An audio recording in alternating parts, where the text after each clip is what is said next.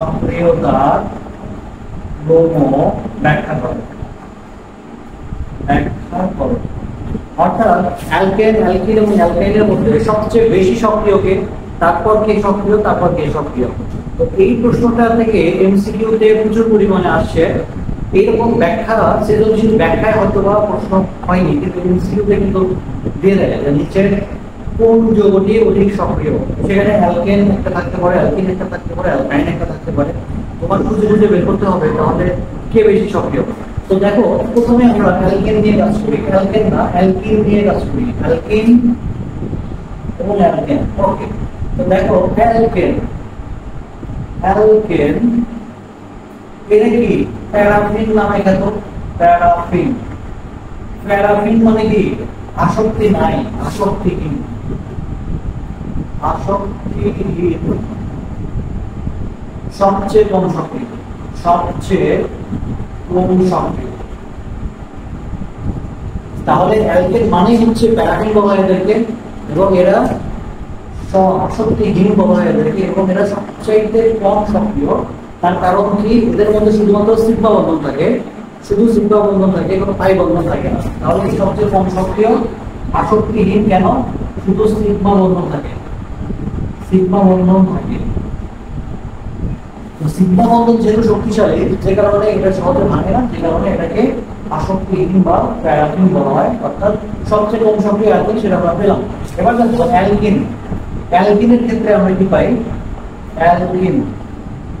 তো অ্যালকিনের ক্ষেত্রে আমরা দেখতে পাই যে এখানে পাই বন্ধন রয়েছে, পাই বন্ধন, দুর্বল, দুর্বল পাই বন্ধন রয়েছে। দুর্বল পাই বন্ধন যখন থাকে, এর একটা বিশেষত্ব হচ্ছে এই পাই বন্ধনটা ভেঙে যায়। পাই বন্ধনটা যখন ভেঙে যায় তখন কি হয়, নতুন বন্ধন গঠন হওয়া অনেক সহজ হয়ে যায়।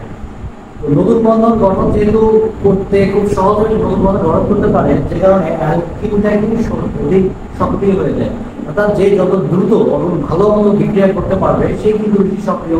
কাজেই আমরা বলতে পারি দুর্বল বন্ধন রয়েছে, যে কারণে নতুন বন্ধন, নতুন বন্ধন সহজে গঠন করে। নতুন বন্ধন কি করবে, এরা খুব সহজেই নতুন বন্ধন গঠন করতে পারে, কারণ কি এদের মধ্যে দুর্বল বন্ধন রয়েছে। তো বুঝতে পারছি যে অ্যালকেনের তুলনায় অ্যালকিন অধিক সক্রিয়, তাহলে অধিক সক্রিয় এটা। এবার চলে যাই অ্যালকাইন, অ্যালকাইন। তো অ্যালকাইনের ক্ষেত্রে দেখা যায় পাই বন্ধন আছে কয়টি, দুইটি। অ্যালকাইনের মধ্যে পাই বন্ধন দুটি রয়েছে, তো সে কারণে আমাদের আপাত দৃষ্টিতে মনে হচ্ছে যে এখানে দুর্বল দুইটা বন্ধন রয়েছে, তার মানে দ্রুত এই বন্ধনটা ভেঙে যাবে, এবং দ্রুত বন্ধন ভেঙে গেলে নতুন বন্ধন দ্রুত ঘটবে, অর্থাৎ অ্যালকাইনটা অধিক সক্রিয়। কিন্তু বিষয়টা হচ্ছে তা না, এটা হচ্ছে একটু ইন্টারমিডিয়েট লেভেলের পড়াশোনা।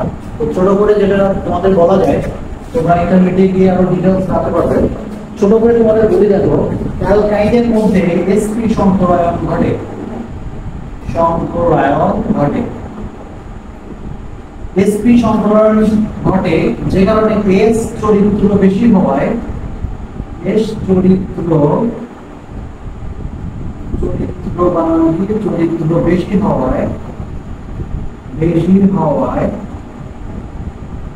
CH বন্ধন বা CC বন্ধন, বন্ধন বেশি হওয়ায় CC বন্ধন শক্তিশালী হয়, শক্তিশালী হয়। তো এখানে ছোট করে একটা বিষয় আছে, দেখো এখানে sp সংকরায়ন আছে। তোমরা যখন সংকরায়ন করবা তখন খুব ভালো মতো বুঝতে পারবা। আর যারা ইন্টারমিডিয়েটে আছো তোমরা তো বুঝতে পারতেছো, যেখানে sp সংকরায়ন থাকার কারণে s এর চরিত্র এখানে বেশি আছে, অর্থাৎ 50% s আছে, 50% p আছে।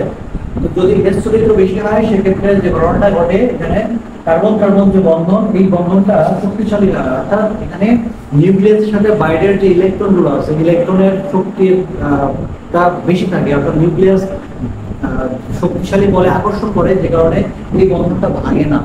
যে কারণে এই অ্যালকাইন তো আপাত দৃষ্টিতে যদিও মনে হতে পারে যে সহজে ভেঙে গিয়ে নতুন বন্ধন গঠন করবে, কিন্তু সে অ্যালকিনের তুলনায় কিছুটা দুর্বলতা প্রকাশ পায়।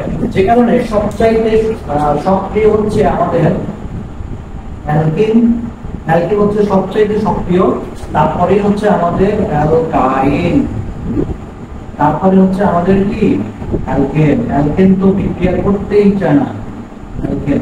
তো দেখো অ্যালকিন আমাদের ধরো কোনো একটা এমসিকিউ তে প্রশ্ন দিল যে নিচের প্রতি অধিক সক্রিয়, হয়তো এখানে দিল হচ্ছে C3H4 এরকম একটা দিল, এখানে দিল হচ্ছে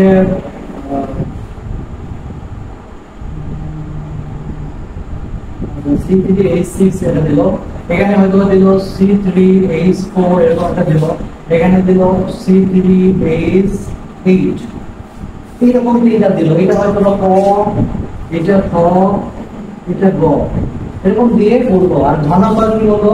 কোনটি